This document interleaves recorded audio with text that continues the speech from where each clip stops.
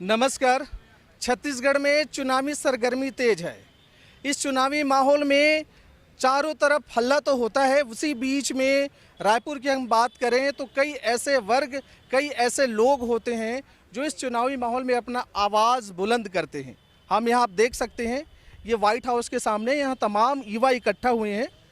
क्यों यहाँ इकट्ठा हुए हैं, क्या कारण है, हम सीधे उन्हीं से बात करेंगे।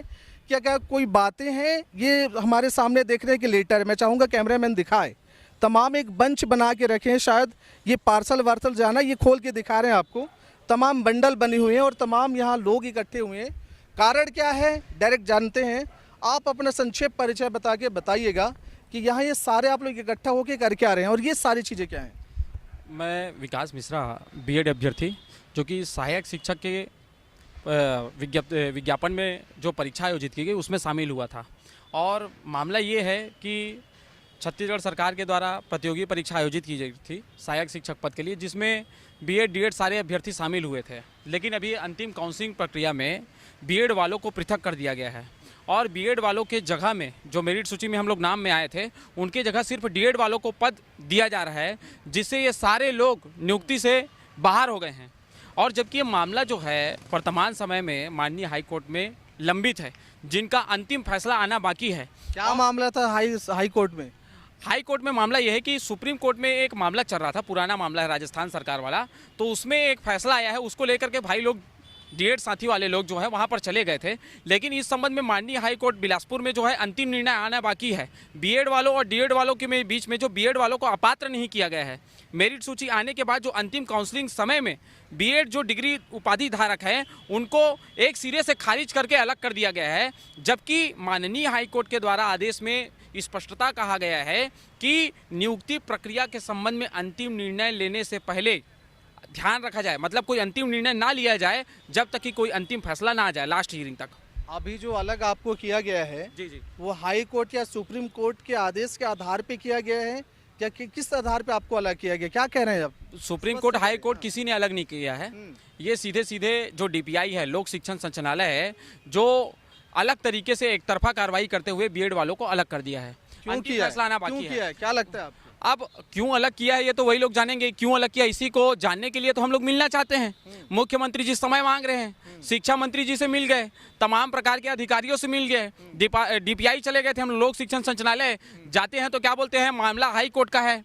मामला हाई कोर्ट का है तो मामला हाई कोर्ट का अंतिम फैसला तो आया ही नहीं है, बीएड वालों का अपात्र घोषित नहीं किए हैं। अच्छा, ये मुझे थोड़ा स्पष्ट करें, हाई कोर्ट का क्या मामला है भाई? अब हाई कोर्ट का मामला क्या है, इसको मैं इस विस्तार पूर्वक समझाना चाहूंगा, बताना चाहूंगा सारे दर्शकों को।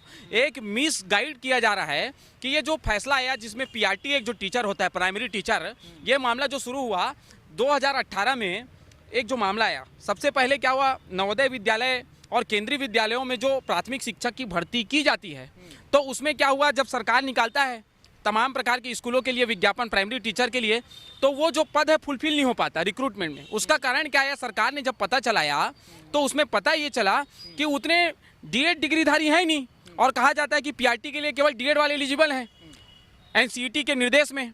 तो अब सरकार ने क्या किया, उस नियम को शिथिलीकरण किया और भारत सरकार के राजपत्र में बीएड वालों को भी शामिल कर लिया गया कि वो पीआरटी के लिए एलिजिबल हैं।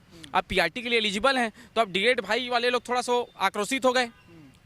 तो उन्होंने क्या किया, जब राजस्थान में जो शिक्षक भर्ती को, सहायक शिक्षक भर्ती को लेकर विज्ञापन आया, तो उन्होंने दबाव बनाया सरकार के ऊपर, तो वहाँ पर बीएड वालों को शामिल नहीं किया गया भर्ती प्रक्रिया में।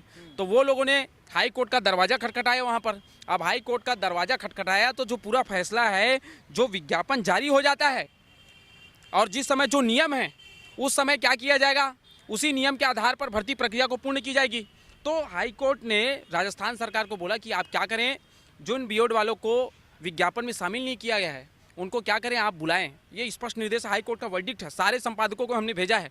उसके बाद ये मामला जब सुप्रीम कोर्ट में गया, वहां पर चैलेंज किया गया राजस्थान हाई कोर्ट के फैसले को, तो वहां पर भी राजस्थान हाई कोर्ट के मामले में बात कर रहे हैं कि छत्तीसगढ़ हाई कोर्ट के मामले में बात? मैं राजस्थान हाई कोर्ट का बता रहा हूँ पूरा मामला, फिर छत्तीसगढ़ हाई कोर्ट में आ जाऊंगा मैं। छत्तीसगढ़ के बताइए, यहाँ क्या छत्तीसगढ़ में ये हुआ कि सुप्रीम कोर्ट का जब फैसला आया है ना बीएड और डीएड के संबंध में, ये भाई लोग छत्तीसगढ़ के माननीय हाई कोर्ट में इन्होंने दरवाज़ा खटखटाया।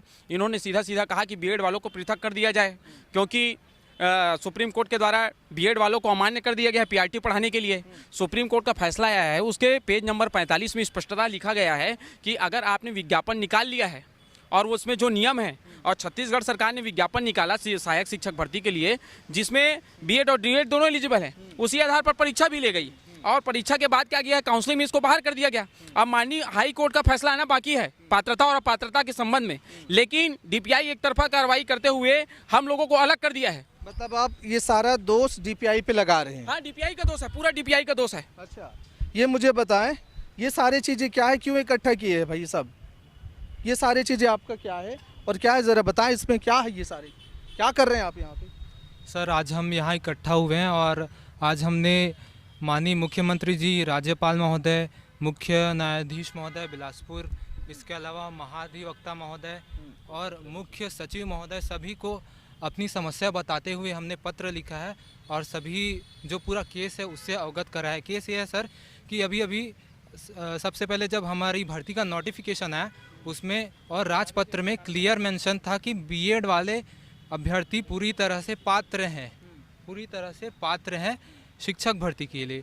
इसी आधार पर हमारा एग्ज़ाम हुआ, हमारा रिज़ल्ट आ गया और रिज़ल्ट आने के बाद सुप्रीम कोर्ट ने एक फ़ैसला दिया कि अब बीएड वाले अभ्यर्थी प्राइमरी टीचर के लिए पात्र नहीं है। लेकिन चूँकि हमारा एग्ज़ाम सुप्रीम कोर्ट के फैसले के पहले हो चुका था, रिज़ल्ट आ चुका था, तो हम पूरी तरह मेरिट लिस्ट में है और पूरी तरह हम लोग पात्र हैं। लेकिन जब कोर्ट में ये मामला डीएड वाले लेकर गए तो वहाँ डीएड वाले वकील ने ये कह दिया कि रिज़ल्ट नहीं आया है और सरकारी वकील ने इसके जवाब में कुछ नहीं कहा। पूरा सबूत होते हुए भी उन्होंने कोई सबूत नहीं दिया और उसके बाद डीपीआई ने एकदम तीव्रता से ये काउंसलिंग प्रक्रिया चालू। क्या कहना चाहते हैं, किस पे दोष लगा रहे हैं आप? अब सर, दोष हम कहें तो लोक शिक्षण संचालनालय द्वारा। ठीक है, आप देख रहे हैं इन दोनों का कहना है कि जो लोक संचालनालय है वो कारण है और तमाम लोग हैं। अच्छा, ये मुझे बताएं यहाँ कितने जिलों से और कितने जगह से लोग आए हुए हैं? भाई साहब, आप अपना नाम बताएं। राकेश कुमार वर्मा, मैं खैरागढ़ छुई खदान गंडई जिला से आया हूँ। और कितने जिले के हैं यहाँ, कितने लोग हैं? लगभग सभी जिले के शिक्षार्थी बीएड शिक्षार्थी हैं और जो पास आउट हो गए हैं और जिसका मेरिट सूची में चयन हो गया है और उनके बाद भी उनको जबकि हाई कोर्ट का जजमेंट आया भी नहीं है, अंतिम परिणाम आया नहीं है, उसके बाद भी डीपीआई ने उन लोग को अपात्र घोषित करके बाहर कर दिया है। आपने हाई कोर्ट का जजमेंट ठीक से पढ़ा है? आइए जोड़ा थोड़ा और बात करते हैं हम लोग यहाँ से। क्या नाम है आपका और क्यों आए हैं आप यहाँ? सर, मेरा नाम सत्या कावड़े है, मैं बस्तर संभाग से आई हूँ। मेरा मेन उद्देश्य ये है कि हम बीएड अभ्यर्थियों को जो काउंसलिंग में से पृथक कर दिया गया है जबकि सारे मेरिट सूची में है, तो मेरा शासन से ये अनुरोध है कि हम सारे बीएड अभ्यर्थी को जो जिनका मेरिट सूची में नाम आया है उसको शामिल किया जाए। सर, हम 3 बजे रात को उठते हैं, उसके बाद बस पकड़ के यहाँ पर आते हैं। हम सारे बेरोजगार हैं। हमारा मेरिट सूची में नाम आने के बाद में भी हमको पृथक कर दिया गया है। तो मैं भूपेश काका से यही आग्रह करना चाहूँगी कि हमको शामिल किया जाए और पूरी प्रक्रिया मतलब जारी किया जाए। ठीक है, तो आप देख रही हैं तमाम लोग हैं, इनका सिर्फ एक ही मांग है कि जो प्रक्रिया चल रही है काउंसलिंग का, मेरिट लिस्ट में नाम है, उस लिस्ट से नाम ना हटाया जाए। अच्छा होता है कि हमें भी उस काउंसलिंग में आगे जो प्रोसेस हो रहा है उसमें मौका दिया जाए, हमें भर्ती के लिए एक चांस दिया जाए। शायद इसी के लिए आप सारे लोग यहाँ बैठे। क्यों, यही बात है कि कोई अलग बातें हैं भाई साहब?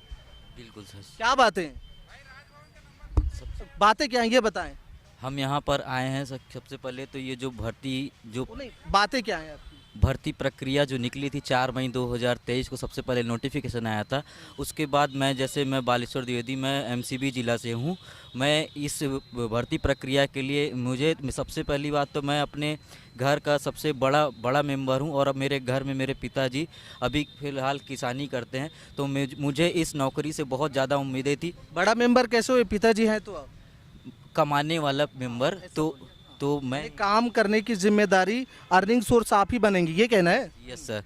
तो इसके लिए मैंने पिछले 1 साल से पहले प्राइवेट नौकरी करता था, लेकिन पिछले 1 साल से मैंने गवर्नमेंट जॉब को पाने के लिए मैंने लगातार दिन रात मेहनत की और ये जो मैंने टॉप रैंक पे हासिल किया है सर, तो मैं बताना चाहता हूँ कि ये नोटिफिकेशन के कारण जो लास्ट में हमें एन मौके पर जस्ट 1 दिन पहले, 1 रात पहले काउंसलिंग प्रोसेस से हम लोग को बाहर कर दिया गया, जिससे मैं और मेरे घर वाले बहुत ही आहत हुए हैं। ठीक, तो ये इन लोगों का कहना है कि जो हाँ, क्या कहना चाह रहे हैं आप?